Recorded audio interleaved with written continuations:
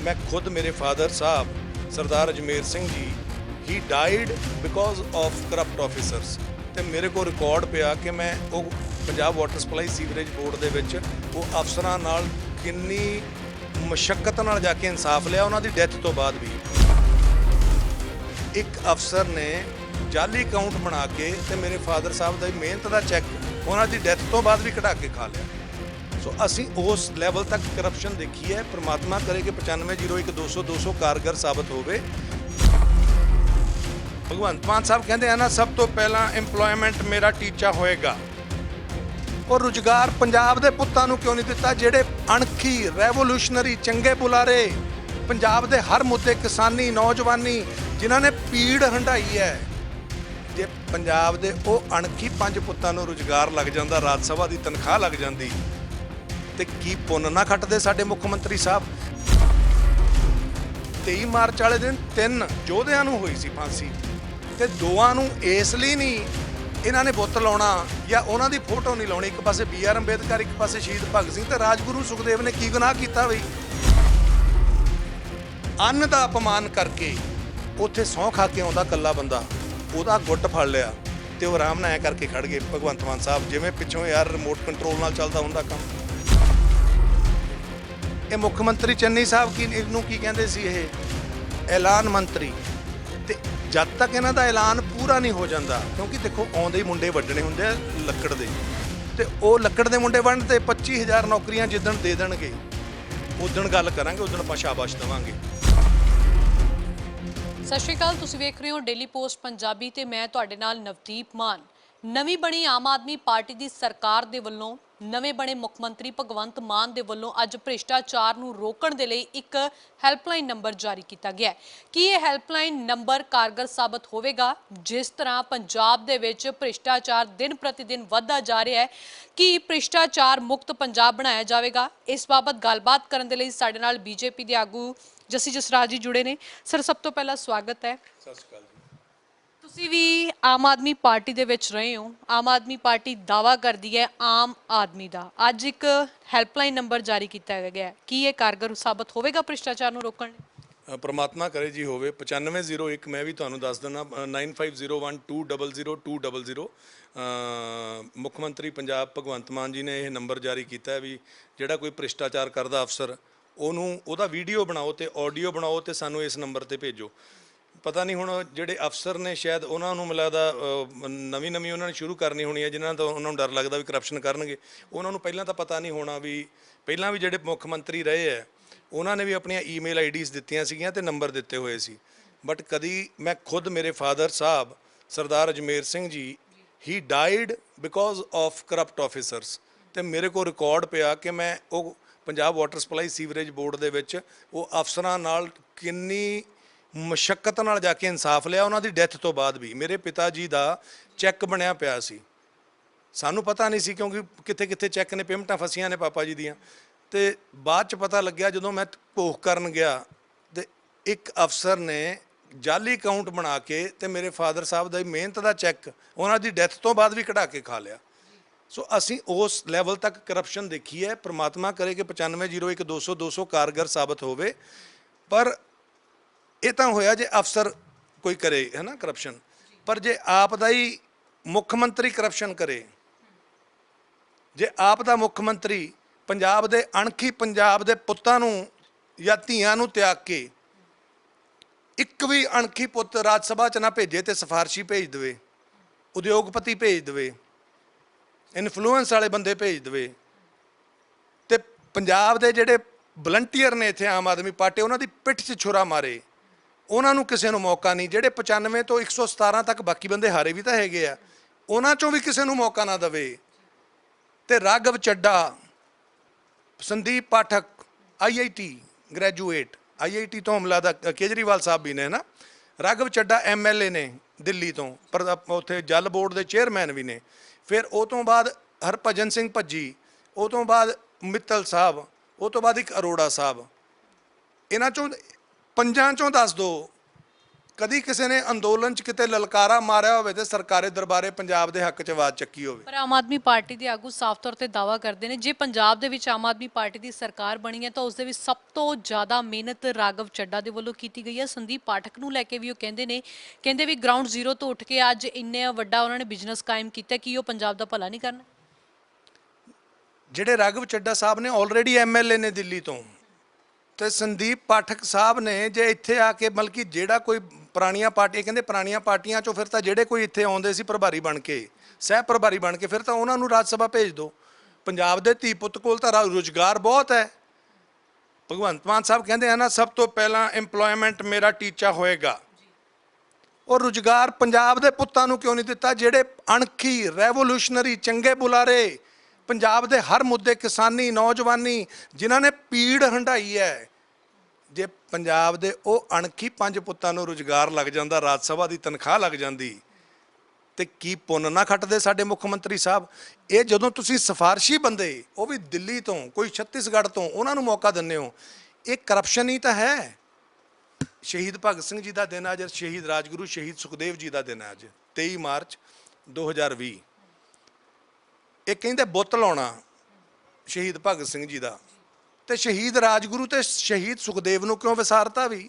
23 March ਵਾਲੇ ਦਿਨ 3 ਯੋਧਿਆਂ ਨੂੰ ਹੋਈ ਸੀ ਫਾਂਸੀ, ਤੇ 2 ਨੂੰ ਇਸ ਲਈ ਨਹੀਂ ਇਹਨਾਂ ਨੇ ਬੁੱਤ ਲਾਉਣਾ ਜਾਂ ਉਹਨਾਂ ਦੀ ਫੋਟੋ ਨਹੀਂ ਲਾਉਣੀ। ਇੱਕ ਪਾਸੇ BR ਅੰਬੇਦਕਰ, ਇੱਕ ਪਾਸੇ ਸ਼ਹੀਦ ਭਗਤ ਸਿੰਘ, ਤੇ ਰਾਜਗੁਰੂ ਸੁਖਦੇਵ ਨੇ ਕੀ ਗੁਨਾਹ ਕੀਤਾ ਬਈ। ਵਾਈ ਦਿਸ ਡਿਸਕ੍ਰਿਮੀਨੇਸ਼ਨ?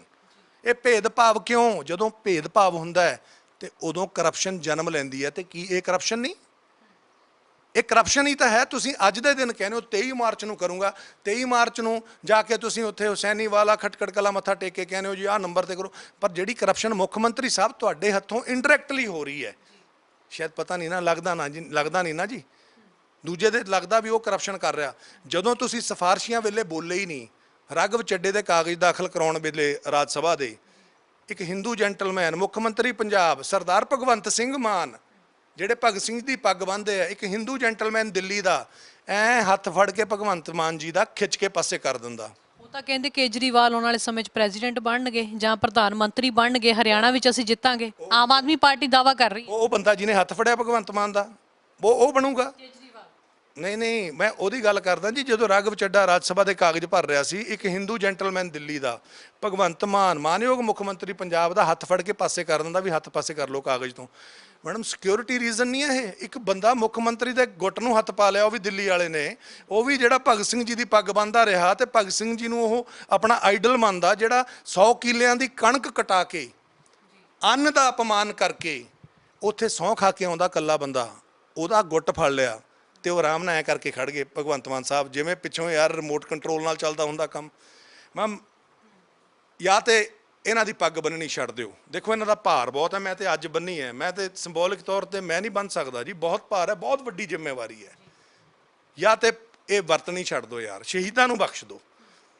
ਫਿਰ ਜੇ ਤੁਸੀਂ ਹੋਰਾਂ ਵਾਂਗੂ ਹੀ ਸਭ ਕੁਝ ਕਰਨਾ ਤੇ ਫਿਰ ਤੁਸੀਂ ਬਦਲਾਅ ਕਿੱਥੇ ਲਿਆ ਰਹੇ ਹੋ? ਯਾਨੀ ਕਿ ਤੁਹਾਡੇ ਮੁਤਾਬਿਕ ਭਗਵੰਤ ਮਾਨ ਨੂੰ ਇੱਕ ਮੋਹਰਾ ਬਣਾ ਕੇ ਵਰਤਿਆ ਜਾ ਰਿਹਾ, ਪੰਜਾਬ ਦੀ ਕਮਾਨ ਅਸਿੱਧੇ ਤੌਰ ਤੇ ਕੇਜਰੀਵਾਲ ਦੇ ਹੱਥਾਂ ਵਿੱਚ। ਇਹ ਕਿਹਨੂੰ ਨਹੀਂ ਦਿਖ ਰਹੀ?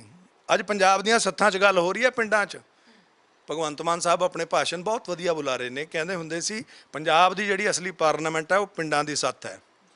ਅੱਜ ਪਿੰਡਾਂ ਦੀ ਸੱਥ 'ਚ ਗੱਲ ਹੋ ਰਹੀ ਹੈ ਕਿ ਸਾਡਾ ਪੁੱਤ ਜੀ 'ਤੇ ਭਰੋਸਾ ਕਰਕੇ ਅਸੀਂ ਵੋਟਾਂ ਪਾ ਬੈਠੇ ਤੇ 92 ਸੀਟਾਂ ਦਾ ਕਲੀਅਰ ਮੈਂਡੇਟ ਦਿੱਤਾ, ਬਹੁਮਤ ਦਿੱਤਾ, ਸਾਡਾ ਪੁੱਤ ਤਾਂ ਅੱਜ ਬੋਲਿਆ ਹੀ ਨਹੀਂ।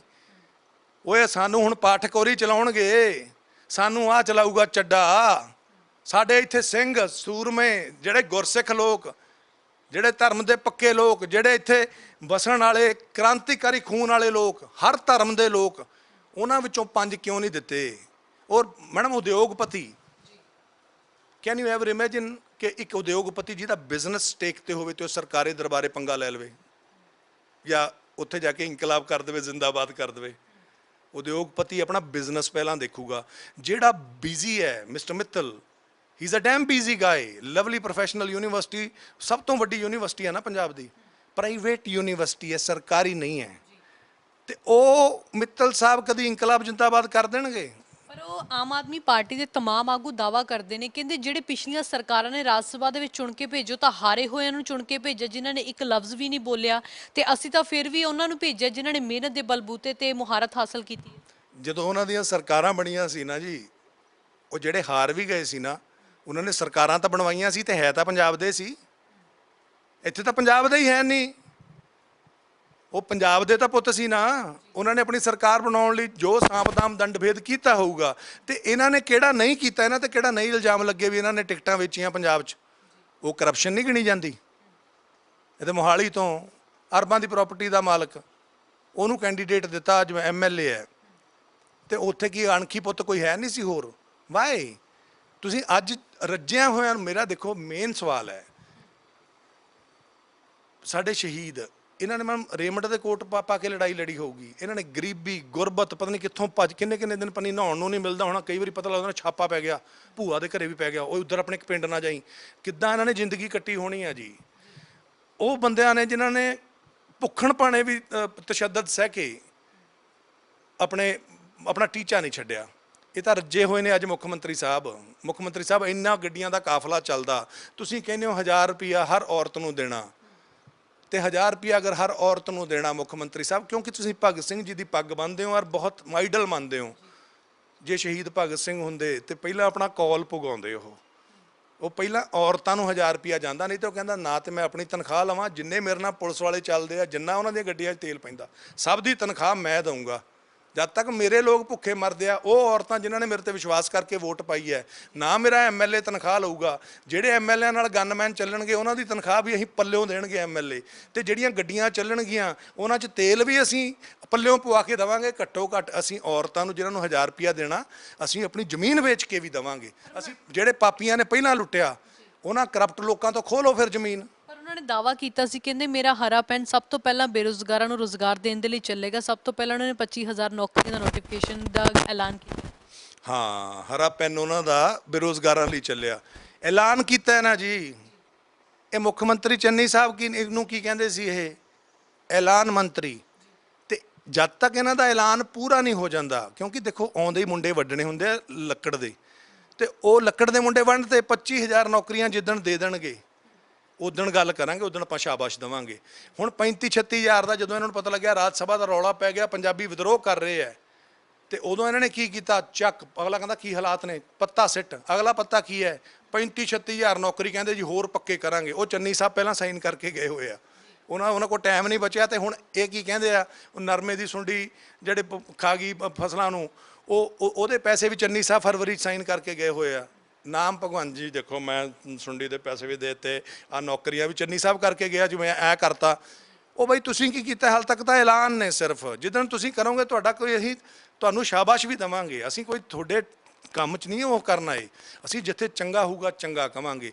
ਪਰ ਜਿੱਥੇ ਤੁਸੀਂ 100 ਕਿੱਲੇ ਦੀ ਕਣਕ ਵੱਢੋਗੇ ਤੇ ਅੰਨ ਦਾ ਅਪਮਾਨ ਕਰੋਗੇ, ਉੱਥੇ ਬਾਈ ਜੀ ਬੋਲਣਾ ਬਣਦਾ ਸੀ। ਅਸੀਂ ਫਿਰ ਵੀ ਚੁੱਪ ਰਹਿ ਗਏ। ਮੁਆਵਜ਼ਾ ਵੀ ਤਾਂ ਦਿੱਤਾ ਵੱਡੀ ਕਣਕ ਦਾ ਮੈਮ, ਪਰ ਉਹ ਜਿਹੜੇ ਛਿੱਟੇ ਸੀ ਮੈਡਮ, ਉਹ ਵੱਢਣੇ ਕਿਉਂ ਸੀ? ਮੁਆਵਜ਼ਾ ਪੱਲਿਓਂ ਦਿੱਤਾ ਹੈ, ਜਾਂ ਤਾਂ ਕੋਈ ਸਤੌਜ ਵਾਲੇ 15 ਕਿੱਲੇ ਵੇਚਤੇ ਉਹਨੇ, ਜਾਂ ਆਪਣਾ ਕੋਈ ਹੋਰ ਸਬਵੇ ਜਿਹੜਾ ਅਮਰੀਕਾ ਚੱਲਦਾ ਹੋਊਗਾ ਉੱਥੋਂ ਦੀ ਕੋਈ ਰੈਸਟੋਰੈਂਟ ਜਾਂ ਹੋਟਲ ਵੇਚਤਾ, ਜਾਂ ਆਪਣਾ ਘਰ ਵੇਚਤਾ ਉੱਥੋਂ, ਤਾਂ ਮੈਂ ਉੱਥੇ ਖਟਖਟ ਕਲਾਂ ਸਹੁੰ ਖਾਊਂਗਾ।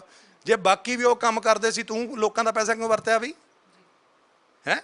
ਜੇ ਤੁਸੀਂ ਦੇਖੋ, ਜੇ ਤਾਂ ਚਾਹੁੰਦੇ ਹੋ ਵੀ ਅਸੀਂ ਕਹੀਏ ਸਤਿਕਾਰਯੋਗ ਮੁੱਖ ਮੰਤਰੀ ਸਾਹਿਬ ਸ਼੍ਰੀ ਭਗਵੰਤ ਮਾਨ ਜੀ ਬਹੁਤ ਅੱਛਾ ਕੰਮ ਕਰ ਰਹੇ ਨੇ, ਪਰ ਕਦੀ ਕਦੀ ਇਹ ਮੈਡਮ ਇਹ ਬਨਾਵਟੀ ਲੈਂਗੁਏਜ, ਇਹ ਕ੍ਰਾਂਤੀਕਾਰੀਆਂ ਦੇ, ਜੇ ਉਹ ਭਗਤ ਸਿੰਘ ਜੀ ਨੂੰ ਪੱਗ ਬੰਨ੍ਹ ਕੇ ਮੰਨਦੇ ਆ, ਮੈਂ ਪੱਗ ਤਾਂ ਨਹੀਂ ਉਹਨਾਂ ਦੀ ਬੰਨ੍ਹ ਸਕਦਾ ਰੋਜ਼, ਪਰ ਮੈਨੂੰ ਸਾਡੇ ਖੂਨ 'ਚ ਚੱਲਦਾ। ਜਿਹੜਾ ਕੋਈ ਇਹਨਾਂ ਨੂੰ ਵਰਤ ਕੇ ਚੀਟ ਕਰਨ ਆਊਗਾ, ਉਹਦੇ ਲਈ ਤਾਂ ਫਿਰ ਅਸੀਂ ਐਂ ਖੜਾਂਗੇ ਵੀ ਕਾਕਾ ਐ ਨਹੀਂ। ਮੈਡਮ ਉਰੇ ਵਾਈਸ ਰੋਏ ਕਿੰਨੇ ਆਏ, ਮੈਂ ਮੌਤ ਮੂਤ ਦਾ ਡਰ ਨਹੀਂ ਹੈ, ਇੱਕ ਵਾਰੀ ਆਉਣੀ ਹੈ, ਅਣਖੀ ਆਊਗੀ। ਪਰ ਜਿਹੜਾ ਕੋਈ ਚੀਟ ਕਰੂਗਾ, ਸਪੈਸ਼ਲ ਦੇਖੋ, ਜੇ ਮੈਂ ਚੋਰਾਂ ਦੀ ਗਲੀ 'ਚ ਚੱਲਿਆ, ਮੈਨੂੰ ਪਤਾ ਹੋਣਾ ਚਾਹੀਦਾ ਮੈਂ ਲੁੱਟਿਆ ਜਾਊਂ। ਪਰ ਜੇ ਮੈਂ ਸਾਧੂਆਂ ਦੀ ਗਲੀ 'ਚ ਚੱਲਿਆ, ਜੇ ਮੈਂ ਉੱਥੇ ਲੁੱਟਿਆ ਜਾਊਂ, ਤਾਂ ਮੈਂ ਉਹ ਸਾਧੂ ਦੀ ਲੂੰਗੀ ਲਾ ਲੂੰ। ਫਿਰ ਉਹ ਆਹ ਨਹੀਂ ਚੱਲੂਗਾ। ਜੇ ਚੋਰਾਂ ਦੀ ਗਲੀ 'ਚ ਗਏ ਆ ਤਾਂ ਪਤਾ, ਬੰਦਾ ਕਹਿੰਦਾ ਤੂੰ ਗਿਆ ਕਿਉਂ ਉੱਥੇ, ਤੈਨੂੰ ਨਹੀਂ ਸੀ ਪਤਾ। ਪਰ ਜਿੱਥੇ ਕੋਈ ਸ਼ਹੀਦਾਂ ਦੀਆਂ ਪੱਗਾਂ ਬੰਨ੍ਹ ਕੇ ਸਾਨੂੰ ਮੂਰਖ ਬਣਾਉਣ ਚੱਲੂਗਾ, ਤੇ ਉਹਦਾ ਰਿਮੋਟ ਕੰਟਰੋਲ ਦਿੱਲੀ ਤੋਂ ਚੱਲੂਗਾ, ਤੇ ਉਹ ਬੰਦਾ ਪੰਜਾਬ ਦੇ ਹੱਕਾਂ ਲਈ ਨਾ ਖੜ ਕੇ ਦਿੱਲੀ ਦੇ ਹੱਕਾਂ ਲਈ ਖੜੂਗਾ।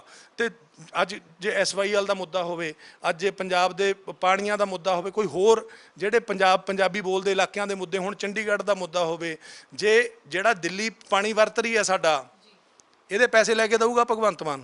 ਇਹ ਪਾਣੀਆਂ ਦੇ ਮੁੱਦੇ ਤੇ ਵੀ ਆਮ ਆਦਮੀ ਪਾਰਟੀ ਦੇ ਆਗੂ ਦਾਅਵਾ ਕਰਦੇ ਨੇ, ਕਹਿੰਦੇ ਵੀ ਦਿੱਲੀ ਦੇ ਵਿੱਚ ਵੀ ਹੁਣ ਸਾਡੀ ਸਰਕਾਰ ਹੈ ਤੇ ਪੰਜਾਬ ਦੇ ਵਿੱਚ ਹੁਣ ਤਾਂ ਰੌਲਾ ਹੀ ਖਤਮ ਹੋ ਜਾਣਾ ਤੇ ਪਾਣੀ ਦੀ ਬੂੰਦ ਅਸੀਂ ਬਾਹਰ ਨਹੀਂ ਜਾਣ ਦਿੰਦੇ। ਬੁੱਧਰਾਮ ਹੋਰੀ ਸਪੈਸ਼ਲ ਤੌਰ ਤੇ ਉਹਨਾਂ ਨੇ ਬਿਆਨ ਦਿੱਤਾ। ਬਾਹਰ ਕਿੱਥੇ ਨਹੀਂ ਜਾਣ ਦਿੰਦੇ, ਵਰਤੀ ਤਾਂ ਤੁਸੀਂ ਜਾ ਰਹੇ ਹੋ।